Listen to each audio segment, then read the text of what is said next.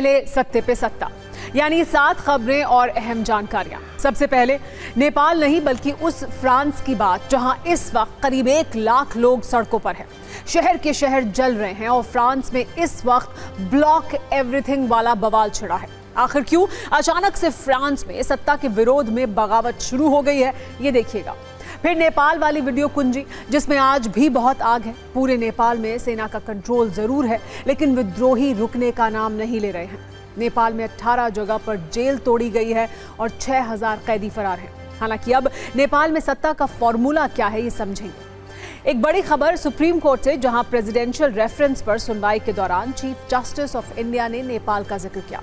Justice गवाई ने कहा कि हमें अपने संविधान पर गर्व है, क्योंकि देखिए पड़ोसी देश नेपाल में इस वक्त क्या हो रहा है। आज राहुल गांधी ने रायबरेली से बीजेपी, संघ और इलेक्शन कमीशन पर कटाक्ष किया। राहुल ने कहा कि चुनाव आयोग तानाशाह है और बीजेपी और आरएसएस ये नहीं चाहते कि ओबीसी, दलित और आदिवासी आगे बढ़े। वैसे आज राहुल का रायबरेली में विरोध भी हुआ जब बीजेपी कार्यकर्ताओं ने उनका काफिला रोक लिया। सत्ता में आज हमने एक कुंजी अमेरिकी राष्ट्रपति डोनाल्ड ट्रंप पर भी बनाई है। ट्रंप के तेवर आखिर ढीले क्यों पड़ रहे हैं? अब तक टैरिफ वाला डर दिखाने वाले ट्रंप ने एक बार फिर भारत को महान देश बताया है और ये कहा है कि दोनों के बीच बातचीत जारी है। पीएम मोदी ने भी आज एक पोस्ट में लिखा कि दोनों देश मिलकर आगे बढ़ेंगे। फिर एक खबर बॉलीवुड के उस क्लेश पर जो रील नहीं बल्कि रियल लाइफ का है। एक्ट्रेस करिश्मा कपूर के बच्चों ने कोर्ट में एक याचिका दायर की है जिसमें सौतेली मां प्रिया सचदेव पर पिता संजय कपूर की संपत्ति गलत तरीके से कब्जाने के आरोप लगाए गए हैं। 30,000 करोड़ की प्रॉपर्टी पर मचे क्लेश की कुंजी आप मिस मत करिएगा। और एक बड़ी खबर क्रिकेट फैंस के लिए, आज टीम इंडिया एशिया कप में अपने मिशन का शुभारंभ करने जा रही है। थोड़ी देर में उसका मुकाबला यूएई की टीम से होगा। 14 अक्टूबर को भारतीय टीम पाकिस्तान के साथ मैच खेलने वाली है। सत्ता में सबसे पहले बात होगी सत्ता विरोधी लड़ाई की, जिसकी लहर नेपाल से लेकर फ्रांस तक है। पिछले 2 दिनों से आप देख रहे हैं कि किस तरह नेपाल जल रहा है। नेपाल में जेनजी का ऐसा विद्रोह हुआ है कि पूरी सत्ता पलट गई। तकनीकी भाषा में अगर कहें तो नेपाल की पूरी सत्ता अनइंस्टॉल हो गई है, वो भी 24 घंटे के अंदर। 24 घंटे के अंदर नेपाल धधक उठा।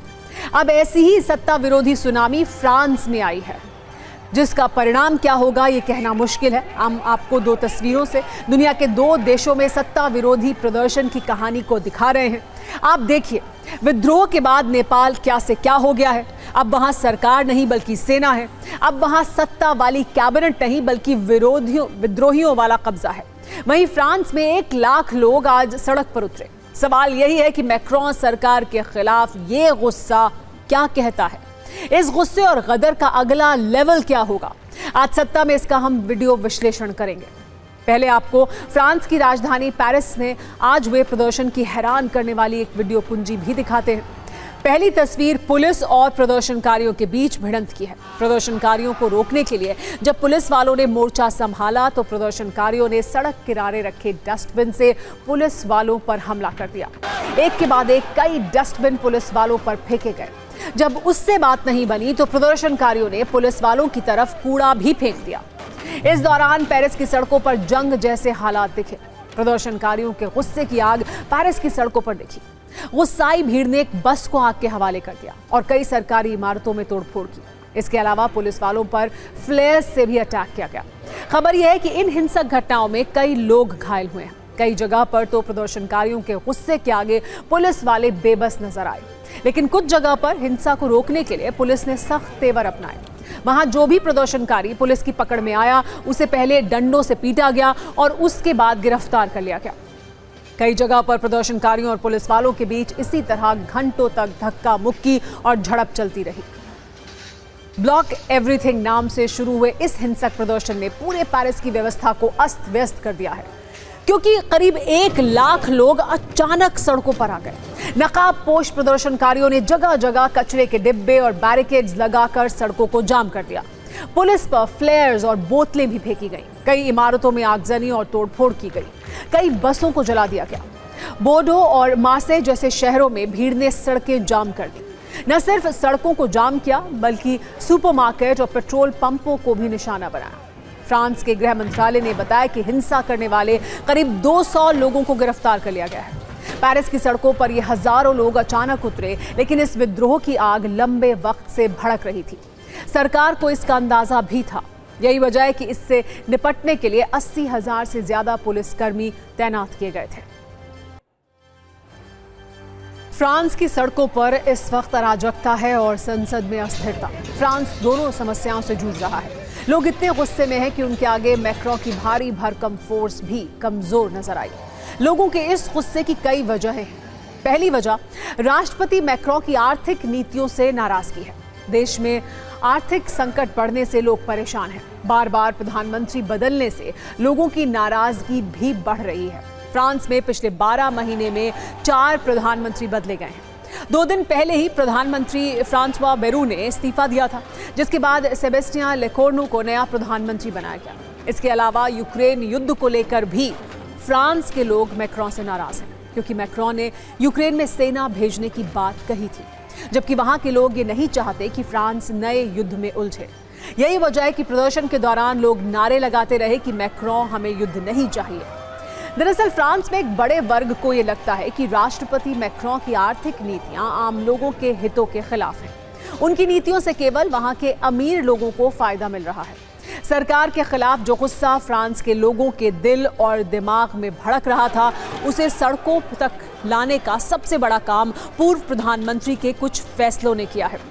पूर्व प्रधानमंत्री फ्रांसवा बेरू ने जुलाई 2025 में अपना बजट पेश किया। इस बजट में उन्होंने अगले वित्त वर्ष के लिए करीब 44 बिलियन यूरो यानी भारतीय रुपयों के हिसाब से करीब 4.5 लाख करोड़ रुपए की कटौती की गई। इस बात से लोग खासे नाराज हुए। स्वास्थ्य के बजट में भी करीब 50,000 करोड़ रुपए की कटौती का ऐलान किया गया। इसके अलावा 2 नेशनल हॉलिडे को खत्म करने का प्रस्ताव भी दिया गया। इन फैसलों के बाद फ्रांसवा बेरू विपक्ष और जनता के निशाने पर आ गए थे। मैक्रों ने सोचा कि जनता विरोधी नीतियों को बनाने वाले प्रधानमंत्री को हटाने से सब कुछ ठीक हो जाएगा, लेकिन मामला उल्टा पड़ गया। 2 साल के अंदर 5वां प्रधानमंत्री मिलने से पब्लिक और ज्यादा भड़क गई और सीधे मैक्रों के इस्तीफे की मांग करते हुए सड़कों पर उतर आई। मैक्रों के खिलाफ ये प्रदर्शन बहुत सुनियोजित तरीके से हुआ है। पहले सोशल मीडिया पर मूवमेंट चलाया गया, जिसे ब्लॉक एवरीथिंग नाम दिया गया। फिर तमाम सोशल मीडिया प्लेटफॉर्म पर इससे जुड़े हैशटैग ट्रेंड करवाए गए। जब सोशल मीडिया पर इस मूवमेंट ने जोर पकड़ा, तो फिर इसी नाम से देशव्यापी आंदोलन शुरू करते हुए लाखों लोग फ्रांस की सड़कों पर उतर आए। फ्रांस में मैक्रों सरकार के खिलाफ इस तरह की प्रदर्शन पहले भी होते रहे हैं। 2018 में फ्रांस में येलो वेस्ट नाम से प्रदर्शन हुआ था, जब प्रदर्शनकारी पीली जैकेट पहनकर सड़कों पर उतरे थे। उस प्रदर्शन की मुख्य मांग पेट्रोल और डीजल की कीमतों में कमी और लोगों को टैक्स में छूट देने या पेरिस की सड़कों पर यह हिंसक प्रदर्शन कई दिनों तक चला था। आखिरकार प्रदर्शनकारियों की मांग के आगे मैक्रों सरकार को झुकना पड़ा था।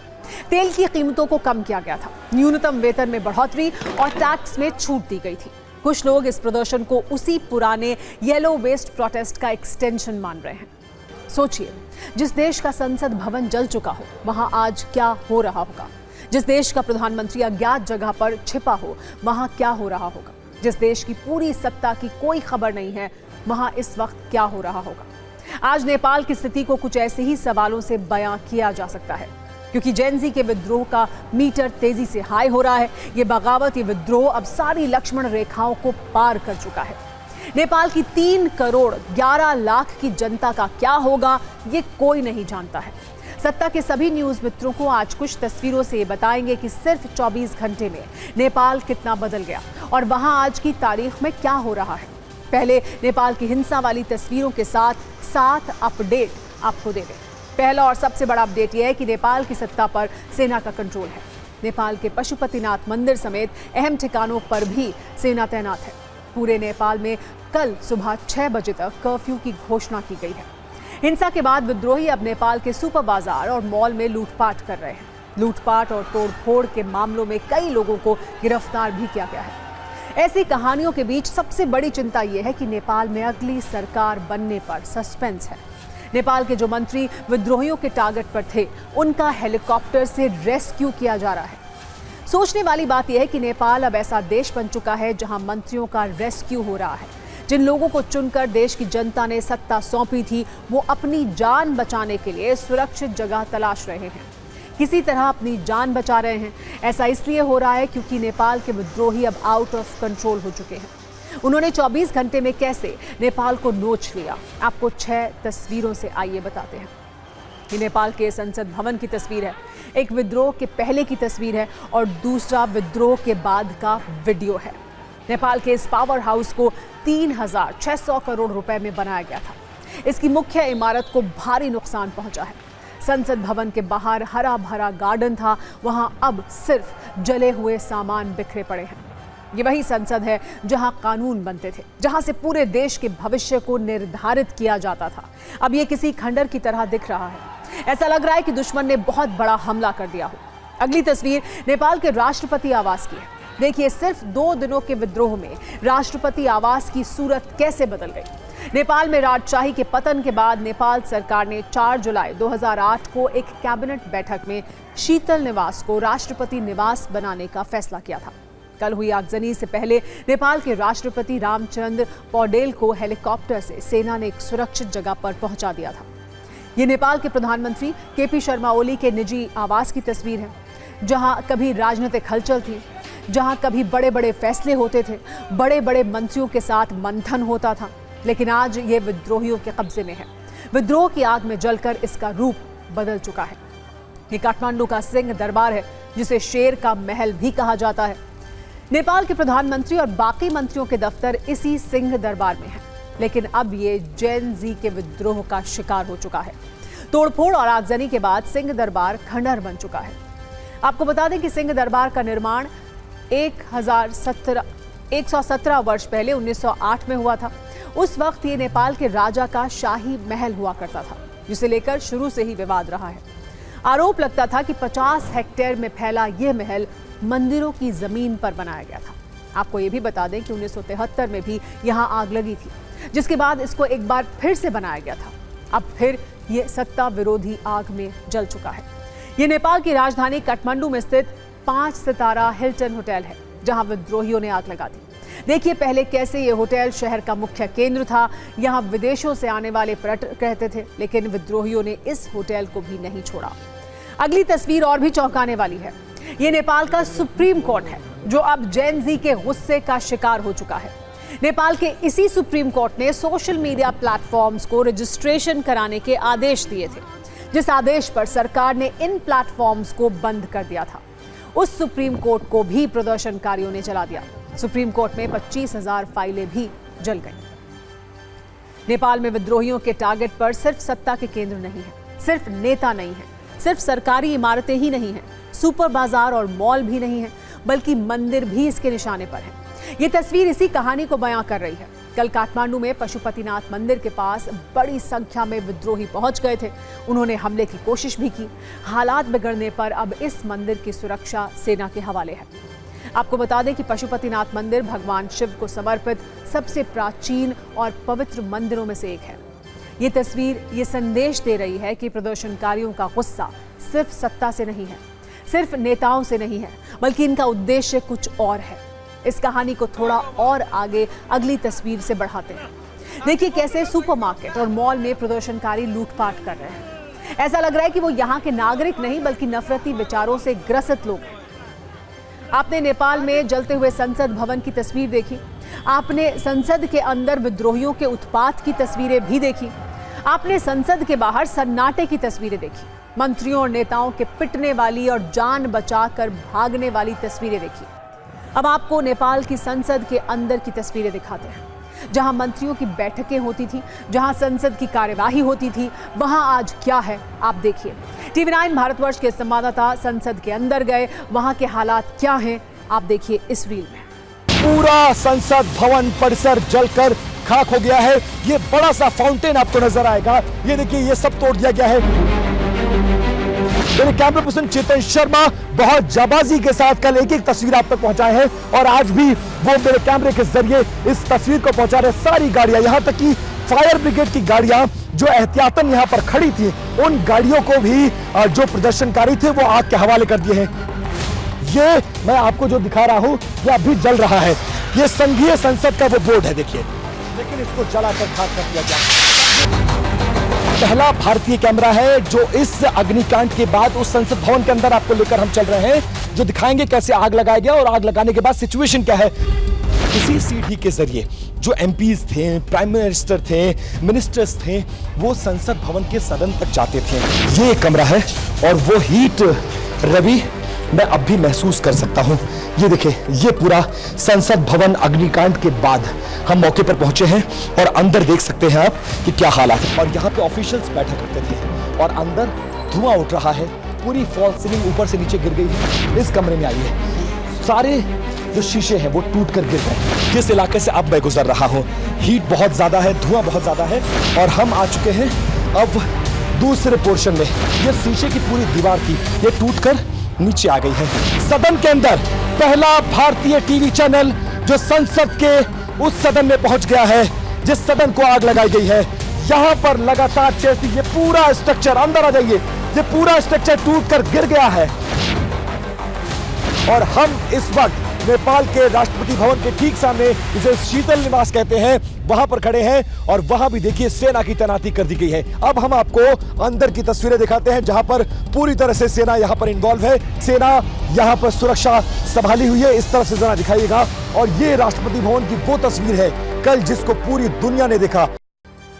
नेपाल में सत्ता बदलने का ये पूरा आंदोलन युवाओं ने शुरू किया। वो 26 सोशल मीडिया प्लेटफॉर्म्स बैन करने की वजह से नाराज थे। हालांकि सोशल मीडिया बैन करना ही इसकी इकलौती वजह नहीं थी। कई अलग मुद्दों को लेकर ओली सरकार के खिलाफ लोग गुस्से में थे। जब ओली सरकार ने साइबर अपराध और अफवाह का बहाना बनाकर सोशल मीडिया प्लेटफॉर्म्स को बैन किया तो लोगों ने इसे उनकी आवाज दबाने की कोशिश के तौर पर देखा। इससे पहले वहां कई दिनों से नेताओं के बच्चों के खिलाफ नेपो किड वाला ट्रेंड चलाया जा रहा था। सोशल मीडिया पर मुहिम चल रही थी कि भ्रष्टाचार के पैसे से राजनीतिक परिवार ऐश कर रहे हैं। वहीं नेपाल सरकार ने वाहनों की नंबर प्लेट को देवनागरी लिपि से रोमन लिपि में बदलने का प्रस्ताव दिया था, जिसे लोग नेपाल की सांस्कृतिक पहचान पर हमला मान रहे थे। इसके अलावा राजशाही की दोबारा बहाली को लेकर भी लगातार प्रदर्शन और रैलियां हो रही थी। मानव तस्करी की बढ़ती घटनाओं के खिलाफ लोग सड़कों पर थे। इस गुस्से के बीच जैसे ही सोशल मीडिया बैन वाला फैसला हुआ, जेन जेड वाला विद्रोह शुरू हो गया। इसका नतीजा जेन जी विद्रोह के तौर पर सामने आया। इस विद्रोह के बाद भी नेपाल में सत्ता वाला कंफ्यूजन बरकरार है। दरअसल नेपाल के सेना प्रमुख ने प्रदर्शनकारियों को बातचीत के लिए बुलाया था। कुछ प्रदर्शनकारी सेना प्रमुख से बात करने पहुंचे, लेकिन खबर आई कि सेना ने बातचीत किए बिना प्रदर्शनकारियों को लौटा दिया। दरअसल अलग अलग लोगों ने खुद को जेन जी का लीडर बताया। ऐसे में सेना कंफ्यूजन में है कि प्रदर्शन का असली नेता कौन है जिससे बात की जाए। हालांकि इस कंफ्यूजन के बाद आज जेन जी की वर्चुअल मीटिंग हुई। इस बैठक में 500 जेन जी के शामिल होने का दावा किया गया। उनमें आपस में ये सहमति बनी कि retired chief justice Sushila Karki उनकी नेता होंगी। सुशीला कार्की नेपाल की अंतरिम पीएम हो सकती हैं। Sushila Karki supreme court of Nepal की इकलौती चीफ जस्टिस रही हैं। आपको बता दें कि सुशीला कार्की खुद किसी राजनीतिक दल से कभी नहीं जुड़ी रही हैं। उनकी छवि निष्पक्ष और न्यायप्रिय जस्टिस की रही है। खास बात यह है कि उनका भारत से काफी गहरा संबंध रहा है। नेपाल के विराटनगर में पैदा हुई सुशीला कार्की ने बनारस हिंदू यूनिवर्सिटी से राजनीतिक विज्ञान की पढ़ाई की है। नेपाल में तनाव के बाद भारत के बॉर्डर इलाके में भी सुरक्षा बढ़ा दी गई है। रक्सौल बॉर्डर को आम लोगों के लिए बंद किया गया है। TV9 संवाददाता की रिपोर्ट देखिए और जानिए बॉर्डर पर कैसे सुरक्षा बढ़ाई गई है।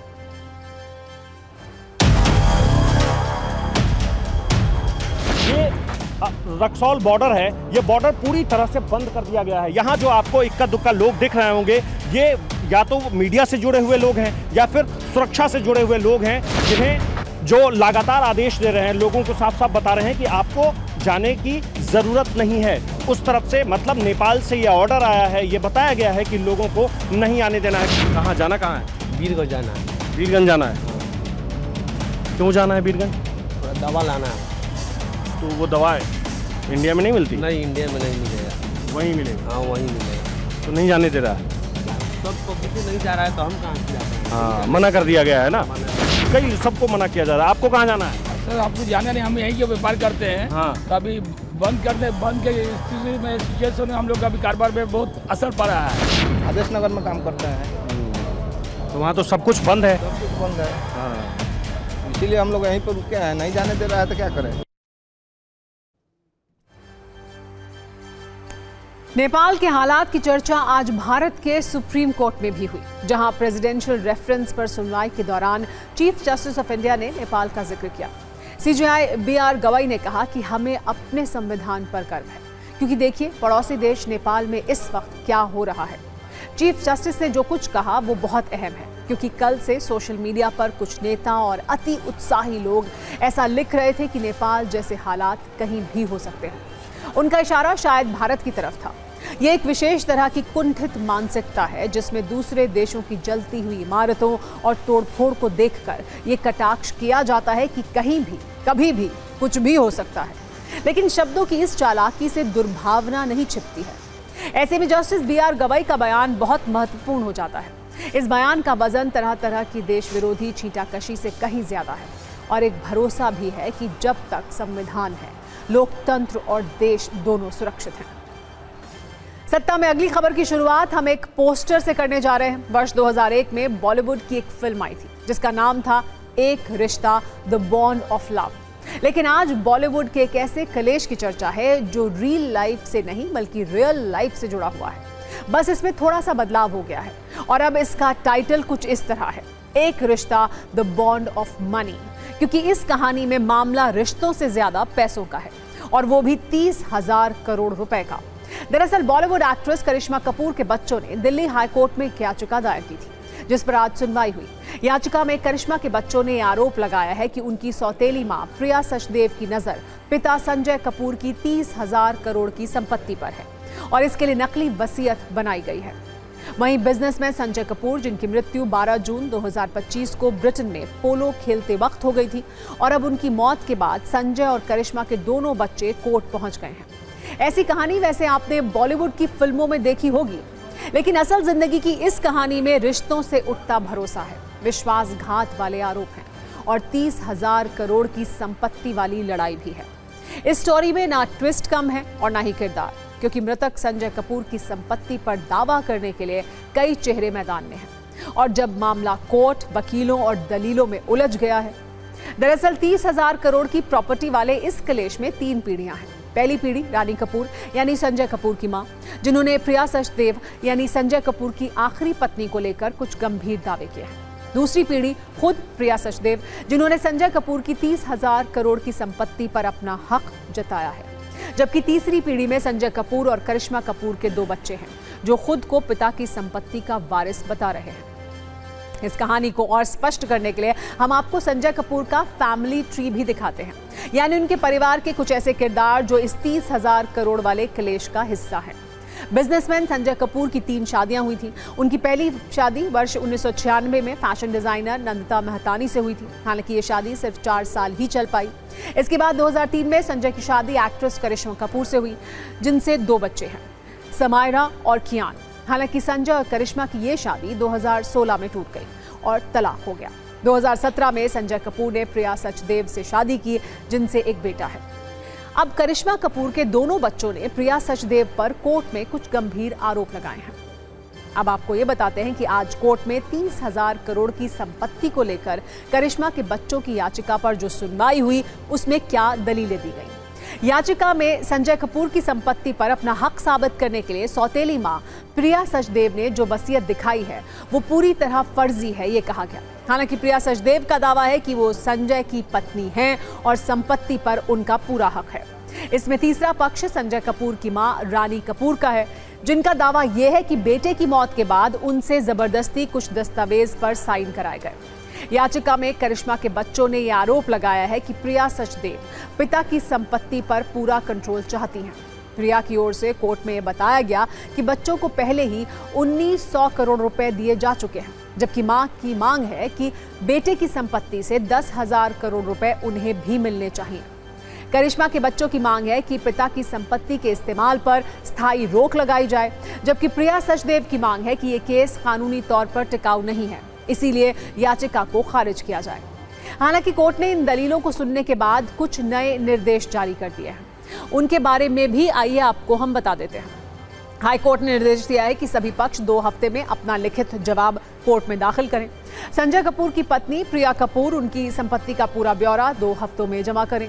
और अब इस केस की अगली सुनवाई 9 अक्टूबर को होगी, जिसमें स्पष्ट होगा कि वसीयत असली है या फर्जी, और करिश्मा कपूर के बच्चों को उनके पिता की संपत्ति में कानूनी अधिकार मिल पाएंगे या नहीं मिलेंगे।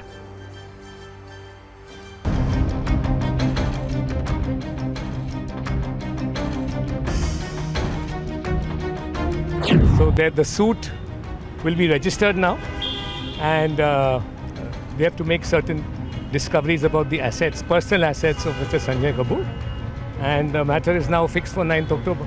विल का तो हमारे को तो आज तक विल के बारे में बताया ही नहीं गया था। विल की कॉपी हमारे को कभी दी नहीं गई थी। लेकिन मांगी थी, हमने सारा मांगा है, हमने बहुत टाइम मांगा है कि हम 15 मेल्स किए, 15 से ज़्यादा मेल्स किए हैं कि हमारे को बताइए क्या क्या डॉक्यूमेंट्स हैं, कभी कुछ नहीं दिया गया। तो विल फोर्ज्ड है, ये दावा जो है करिश्मा कपूर जी ने अपने बच्चों के बेसिस पे किया है। They are calling it forged and fabricated. We have not even seen a copy of the will. तो हमारे हिसाब से तो विल है ही नहीं। If anyone knows the relationship they have had with their father, and for their father not to have them a part of the will is it just doesn't add up. It doesn't make sense. So I stand by them. Bollywood अभिनेत्री करिश्मा कपूर के दोनों बच्चों ने Delhi high court का रुख किया है और अपने दिवंगत पिता संजय कपूर की 30,000 करोड़ की संपत्ति में दावा ठोका है। जो संजय कपूर की मां है रानी कपूर, उन्होंने भी कोर्ट में कहा कि उस संपत्ति में उनके पास फिलहाल कुछ नहीं है और उनकी सर पर छत भी नहीं है। तो ऐसे में उन्होंने भी इस मामले में कहा है कि संपत्ति में उनको भी हिस्सा मिलना चाहिए। संजय कपूर एक बड़े बिजनेसमैन थे। संजय और करिश्मा कपूर के रिश्ते की शुरुआत 2003 में हुई थी, जब दोनों एक पार्टी में मिले। इसके बाद दोनों की नजदीकियां बढ़ने लगीं और संजय कपूर ने करिश्मा को शादी के लिए प्रपोज किया, जिसके लिए वो मान गई। दोनों की 20 सितंबर 2003 को शादी हो गई। हालांकि 2 बच्चों के पेरेंट बनने के बावजूद संजय और करिश्मा के बीच का रिश्ता बिगड़ने लगा और 2014 में दोनों ने तलाक की अर्जी दी। 2016 में दोनों का तलाक भी हो गया और दोनों की राहें हमेशा के लिए जुदा हो गई। वैसे हमारे कई न्यूज मित्र ये सोच रहे होंगे कि संजय कपूर के पास इतनी प्रॉपर्टी आई कहां से, तो वो भी आइए आपको बता देते हैं। दरअसल संजय कपूर के पिता सुरिंदर कपूर ने सोना ग्रुप की शुरुआत की थी। ये ऑटोमोटिव पार्ट्स की एक बड़ी कंपनी है। संजय कपूर ने विदेश जाकर बिजनेस की पढ़ाई की, फिर भारत आकर पिता की कंपनी को आगे बढ़ाने का काम किया और दुनिया भर में इसे फैलाया। संजय कपूर इलेक्ट्रिक वाहनों के लिए पार्ट्स बनाने वाली कंपनी सोना कॉमस्टार के चेयरमैन बने और फिर तरक्की की सीढ़ियां चढ़ते हुए उनकी संपत्ति 30,000 करोड़ की हो गई। हालांकि संपत्ति का बड़ा हिस्सा उन्हें पिता से विरासत में ही मिला है, लेकिन अब संजय कपूर की विरासत को लेकर उनके परिवार में एक नई जंग छिड़ी है और मामला अदालत तक पहुंच गया है। यानी बॉलीवुड की फिल्मों में आप जरूर रिश्तों की हैप्पी एंडिंग देखते होंगे, लेकिन रियल लाइफ की कहानी इससे बहुत जुदा है। डोनाल्ड ट्रंप टैरिफ के मामले में थोड़ा झुकते, पीछे हटते और अपनी जिद छोड़ते हुए नजर आ रहे हैं। स्थिति यह है कि जिस भारत को वो कुछ दिन पहले डेड इकोनॉमी बता रहे थे, उसे अब ग्रेट कंट्री बता रहे हैं। यानी भारत उन्हें मृत इकोनॉमी से महान देश लगने लगा है। कहा जा सकता है कि डोनाल्ड ट्रंप को शायद इस बात का एहसास हो रहा है कि भारत से दूरी अमेरिका के लिए अच्छी नहीं है। इसीलिए आज सुबह सुबह उन्होंने सोशल मीडिया पर अपना नया एजेंडा लॉन्च कर दिया। डोनाल्ड ट्रंप ने सोशल मीडिया पर एक पोस्ट किया। इसमें उन्होंने लिखा, उन्हें यह घोषणा करते हुए खुशी हो रही है कि भारत और अमेरिका दोनों देशों के बीच व्यापार बाधाओं को दूर करने के लिए बातचीत जारी रखे हुए हैं। इसी पोस्ट में वो आगे लिखते हैं कि आने वाले हफ्तों में अपने कुछ बहुत अच्छे दोस्त प्रधानमंत्री मोदी से वो बात करने के लिए उत्सुक हैं। पूरा विश्वास है कि हमारे दोनों महान देशों के लिए एक सफल निष्कर्ष पर पहुंचने में कोई कठिनाई नहीं होगी। ट्रंप के इस पोस्ट से ये संकेत मिल रहे हैं कि उन्होंने अपनी जिद, अकड़ और ताकतवर देश की गर्मी को फ्रिज में बंद कर दिया है और ठंडे दिमाग से भारत के साथ सहयोग करना चाहते हैं। भारत भी डिप्लोमेटिक चैनल के जरिए अमेरिका के साथ कूटनीतिक संबंध सुधारने में जुटा हुआ है। क्योंकि ट्रंप के इस पोस्ट की भाषा अच्छी थी और दोस्ती वाली थी, इसीलिए प्रधानमंत्री नरेंद्र मोदी ने खुद इसका जवाब दिया। उन्होंने भी सोशल मीडिया पर लिखा, भारत और अमेरिका घनिष्ठ मित्र और स्वाभाविक साझेदार हैं। मुझे विश्वास है कि हमारी व्यापार वार्ताएं भारत अमेरिका साझेदारी की असीम संभावनाओं को उजागर करने का मार्ग प्रशस्त करेंगी। हमारी टीमें इन चर्चाओं को जल्द से जल्द पूरा करने के लिए काम कर रही हैं। मैं राष्ट्रपति ट्रंप से बातचीत के लिए उत्सुक हूं। हम दोनों देशों के लोगों के लिए एक उज्जवल और समृद्ध भविष्य सुनिश्चित करने के लिए मिलकर काम करेंगे। पीएम मोदी की भाषा सधी हुई थी। वो ना बहुत ज्यादा उत्साह दिखा रहे थे और ना ही निराश थे। इसके पीछे बड़ी वजह है डोनाल्ड ट्रंप की चंचलता। वैसे तो चंचलता बच्चों में होती है, लेकिन डोनाल्ड ट्रंप में चंचलता कूट कूट कर भरी हुई है। कह सकते हैं कि उनका स्वभाव काफी चंचल है। वो सुबह की बात पर शाम तक मुकर सकते हैं, अपनी ही बात को गलत भी कह सकते हैं, झूठ बोलकर काफी आसानी से निकल सकते हैं, यानी किसी भी वक्त छोटा मोटा डबल गेम कर ही सकते हैं। इस बार भी वो इसका ट्रेलर दे रहे हैं। दरअसल ट्रंप खुद तो अमेरिका को भारत के करीब लाना चाहते हैं, ट्रेड टॉक कर रहे हैं, पीएम मोदी से बात करने की उम्मीद जता रहे हैं, उत्सुकता जता रहे हैं। दूसरी तरफ यूरोप को ये कह रहे हैं कि वो भारत और चीन पर 100% तक टैरिफ लगाए, मतलब यहां भी डबल गेम। वैसे खुद तो वो चीन पर टैरिफ लगा नहीं पाए हैं, यूरोप से क्या ही वो लगवा पाएंगे।